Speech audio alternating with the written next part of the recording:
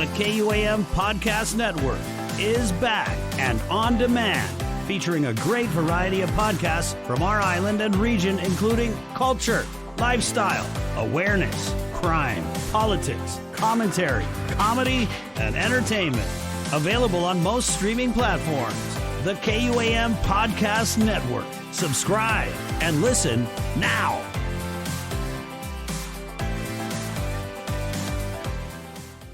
No mandate. That is what was left in the wake of the 2022 general election on Guam.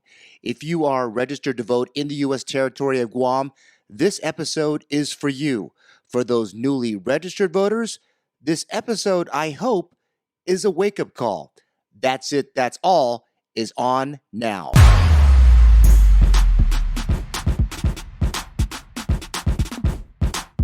You are listening to That's It, That's All with Sean Gumataotao.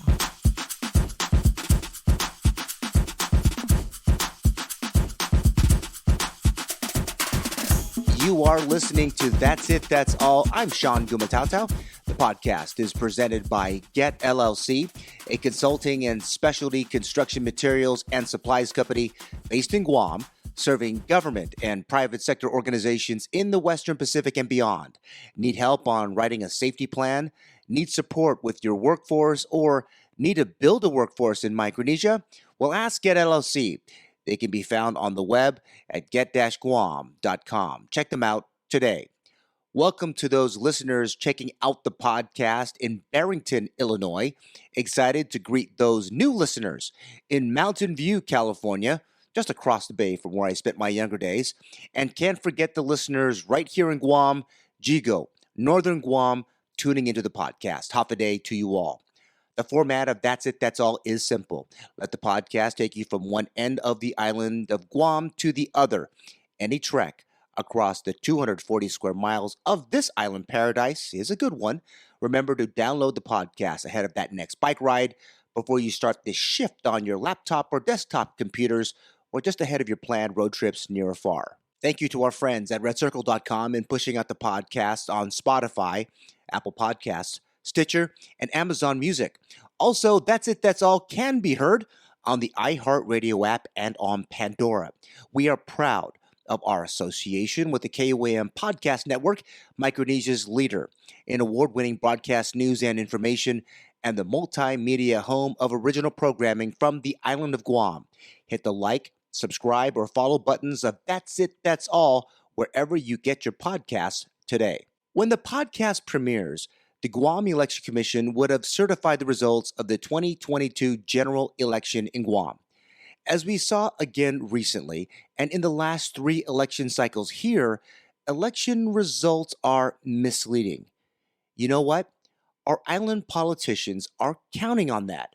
This cycle, more than ever, the island media simply reported the results on election night and implied in the coverage for days later that the winners have a clear mandate from the voters. As a guy who has been studying Guam elections since 1994, I have observed that the winners for Adelup and the Guam Congress building this year represented the actions of a small proportion of the adult population in Guam, because so many people, registered voters in fact, did not go to the polls. In the recent election for governor, Democrat incumbent Lou Leon Guerrero got 55.4% of the votes cast, beating former 2-term Republican Governor Felix Camacho by 3,761 votes, 18,381. Hold that number in your head for just a second. The declared winner of the 2022 general election over her opponents, despite Governor Liu and her surrogates spending much of the general election cycle claiming Election Day would be a 30-point romp, expensive polls this year underperformed. The first woman governor of Guam rolled into Adelup 4 years ago with 18,258 votes. In 2022, she picked up just 123 more votes than what put her into office, and voter turnout dropped 12 points, and 60,462 registered voters, the second highest in Guam's history. The highest registered voter number was in 2002, 61,052. That year, Felix Camacho was elected to his first term in office. But let's go back a bit. 60,462 eligible voters in the U.S. territory. Just over 26,800 didn't bother to vote. The question of the year: does Governor Leon Guerrero represent the people of Guam and really have a mandate to do anything? I will say yes to the first, but the second, a fat no. Hate to pick on just the governor's race. The race for delegate to the U.S. House of Representatives saw Guam elect a Republican to the seat for the first time in 30 years. Senator Jim Whalen beat out former Speaker of the Guam Legislature Judy Wampat. Guam voters elected for the seventh consecutive cycle a Democratic majority to the Guam Legislature. In 2022, we have a result where politicians got elected by a small minority of voters and then, since election night, claim they represent the will of the people. Yes, the will of the Guam electorate was heard. People voted, yes, but the will of the people? Not so much. There was not a damn thing done to help bring up the total voter participation on election day. That is for certain. There was early voting in Guam, a product of the pandemic, but it appears that this effort to expand voter participation was the most expensive way to drop turnout. Just did not work. On election night, I talked to a member of the Guam Election Commission who agreed that it is time to go back to basics. I saw a tweet this past week from former Wisconsin Governor Scott Walker, which makes a boatload of sense and in line with this basics thing. Quote, elections should be held on one day. Photo ID should be required. Ballots should be cast in person with the exceptions only for military and homebound. Results should be known on the night of the election. Close quote. I could not agree more. One day, weeks of early voting was more costly in terms of money and energy. Energy meaning voter enthusiasm. Photo IDs required is not a thing for Guam, as most voters here take that voter responsibility as a citizen of the U.S. very damn serious. Ballots should be cast in person. Early voting didn't have the oversight of partisan poll watchers in all those days of such. Those drive-through ones especially. Our military members are key parts of our society, and those deployed defending our freedoms should have the full attention of the Election Commission. Homebound folks, too, coming off of COVID and the suffering of those with diabetes, heart disease, and hypertension from Jigo to Malesu should be a priority for the GEC and village mayors and political parties. Driving folks any other time than Election Day is a waste of time and gas when it is recording record prices and results on election night. Polls close at 8 p.m. Batching results with 5 precincts at a time was slow. 67 precincts. That is all. How tough could it really be? 3 machines to count votes. Why not bring in an additional 2 to count ballots? Also, candidates in this cycle took a unique step too, something not seen in Guam politics. The way to their win was to get their motivated base to the polls and discourage their opponents' supporters from doing so. Democrats on Guam have been doing this best since they were founded, at least since 1961, when the then Popular Party was formally affiliated with the Democratic National Committee. The Dems reached out to all pockets of the island to get out the vote since January. The top of the ticket even threw out Republicans in name only to get them to swing to the other side. All this while the whole of the Republican Party of Guam was as united as they could be since the Territorial Party merged as one in 1966. A friend of mine told me some of the stuff I just spewed is just spilled milk. Things are done. Election day is done. For a podcast, this issue is still important. As a political analyst for the last 12 years, this has been something I have tweeted and talked about publicly for over 4 years. I believe that this is a serious issue for our young democracy here in Micronesia. This podcast is sponsored by Get LLC, a consulting and specialty construction materials and supplies firm. Since 2012, they have provided valuable services to their customers across Micronesia and North America. Check them out on the World Wide Web at get-guam.com. They have a presence on Facebook, Twitter, and Instagram too. Get LLC. Find out today how they can best serve your business's specific needs.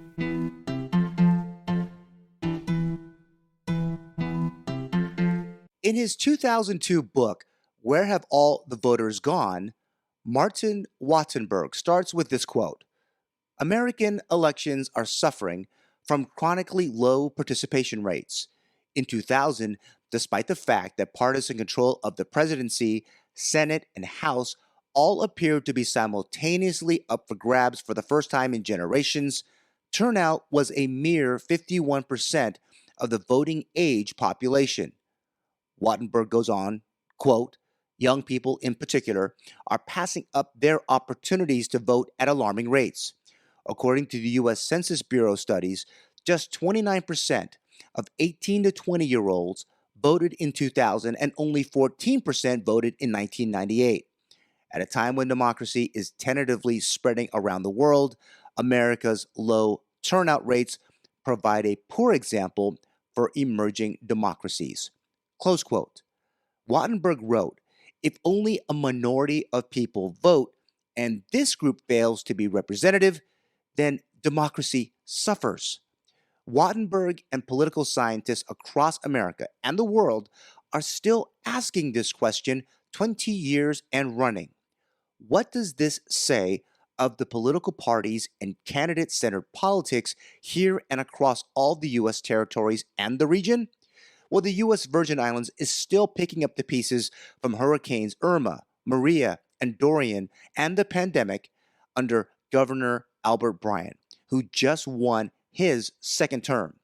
The CNMI is locked into a runoff election between current Governor Ralph Torres and his former Lieutenant Governor and Independent Arnold Palacios. Hawaii Governor-elect Josh Green is preparing his transition ahead of his December 5, 2022 inauguration, spending time in Japan at the premiere of this podcast, trying to lure visitors to the Aloha State despite the weak yen keeping Japanese tourists at home. From the activities from Garapan to Honolulu to St. Croix to Dededo, nothing appears to have changed. A bit of sharing from Election Day. An old gent walked into the precinct I was working as a poll watcher that day.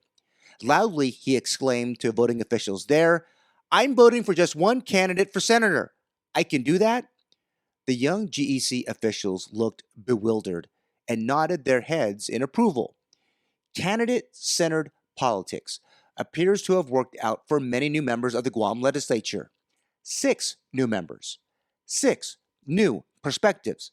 All Democrats.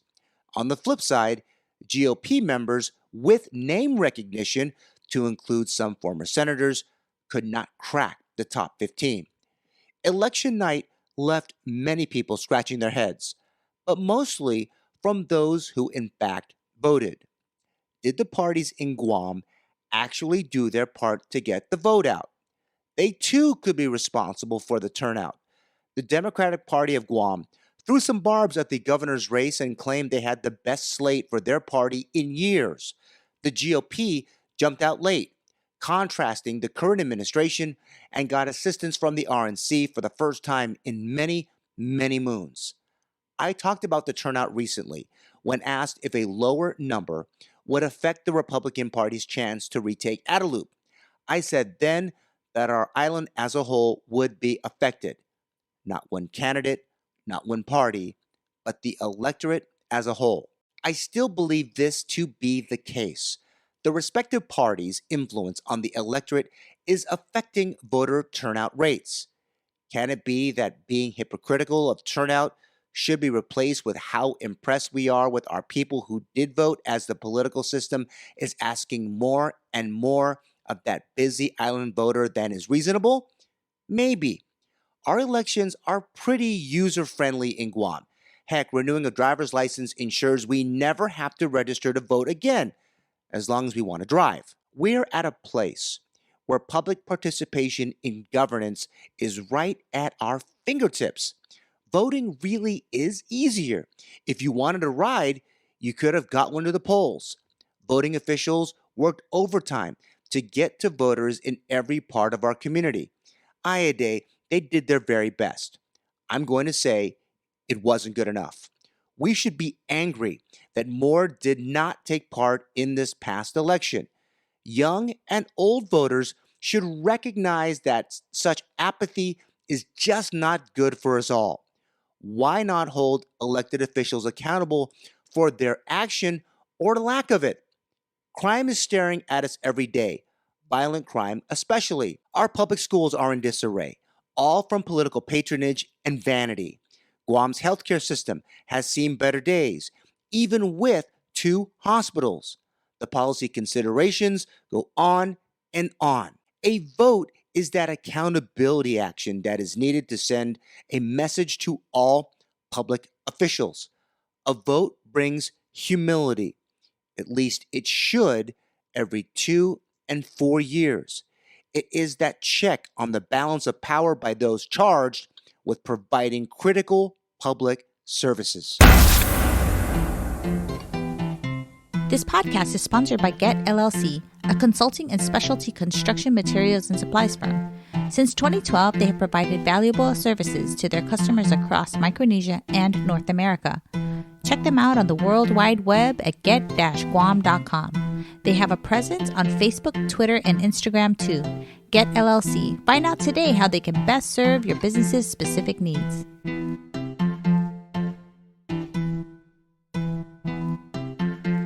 The greatest number of active participants in Guam elections and those across America are over age 35. Researchers have found this to be the case as young people do not think that any of the issues mentioned by politicians affect them. What do 60-something-year-old politicians know what 20-somethings go through on a daily? Why bother to vote? I'm sure you have heard this plenty in recent years and plenty right before the polls closed earlier this month. In 2022, voters still thought their votes didn't matter. Is this a good model of democracy for us and other countries? Well, in Australia, adults are legally required to vote or they are fined. In his book, Martin Wattenberg does not think that this would be acceptable in the U.S. How about Election Day on a Sunday? Or make it a holiday so that virtually everyone can get to the polls more easily? Most other countries do that, and they have much higher turnouts. Governors of Guam have from time to time made Election Day a Gov Guam holiday with positive results for the incumbent. But imagine what that might mean if it is codified in the Guam Code Annotated. Elections would draw more voters to the polls, politicians would receive more votes, and winners would have a better claim of legitimacy. Guam could return to the 70% plus voter turnouts that made island politics the full contact sport that it once was. Talking up an election day before the proposed holiday would give the electorate that last-ditch pitch for votes. More votes for a politician, though, is debatable. If a federal delegate race or one for attorney general garnered more votes for the chief executive, people would be wondering, what the? Then there is that pesky mandate. A blowout is a mandate, especially when the turnout is high. But winning by 11 points in a multi-million-dollar campaign is just not that. I have noted on this podcast and written about it previously that historians may be the last to determine that mandate. When they write those books, what will they highlight? Construction of roads and repair of schools are just part of the job, just like the court-mandated tax refunds doled out here. Again, part of the job. Marijuana was just legalized here for recreational use. No floods of cash from pot. No droves of tourists wanting to get stoned. Maybe the electorate was too baked to make it out on Election Day. What about the Guam buildup? That is underway, with $5 billion more expected to be spent here over the next decade. That effort began back in 2008. Tourism, though, elected officials are wanting so bad to take credit for its rebound. When you have a closed island, that is not going to bring a level of confidence that we are open for business as usual. There was even a high level of audacity by the administration and lawmakers telling businesses to reopen and get ready for the return of visitors. Folks shut down for good. It is like trying to resurrect the dead. Anyone watching the impact of inflation on the currency markets? Well, every market in the region is trying to lure visitors when the yen is at its lowest levels in 32 years. The recovery is going to be slow going for sure. Daiwa Securities chief economist Toru Suhiro is quoted in the Japan Times on September 18, 2022, quote, "Reopening borders for inbound tourism is a measure that is certain to have some effect on changing the real demand for the yen," close quote. What about outbound tourism? The Democratic mantra headed into Election Day was that two things were on the ballot. Let's keep things moving forward and heralding the greatest economic expansion in Guam ever. Republicans had hoped that talk of rising crime and cost of living via inflation would produce a red wave rejection of Democrats, and the island media talked about none of these in the run-up to the election. The Guam economy has not added jobs. Paying more for groceries and at the pump is a painful squeeze. It may be that voters' recent memory of what happened over the last 4 years was not enough to move the needle for change. We all will watch the next 2 and 4 years. If Democrats feel they have a mandate, they're sadly mistaken. Republicans, too, will need to attract younger voters to their cause, or the party will begin fading like a Guam sunset. Let's watch this together, and together for a change, vote for change that really is needed today on Guam. That's it. That's all. If you enjoyed this podcast, download, press subscribe, or follow us right now. More great content is on the way. Talk to you soon.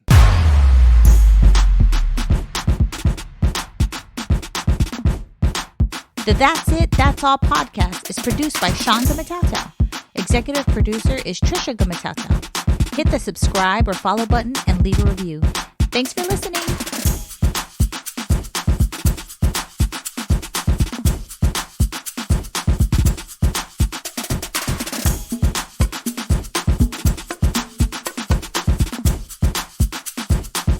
The KUAM Podcast Network is back and on demand, featuring a great variety of podcasts from our island and region, including culture, lifestyle, awareness, crime, politics, commentary, comedy, and entertainment. Available on most streaming platforms. The KUAM Podcast Network. Subscribe and listen now.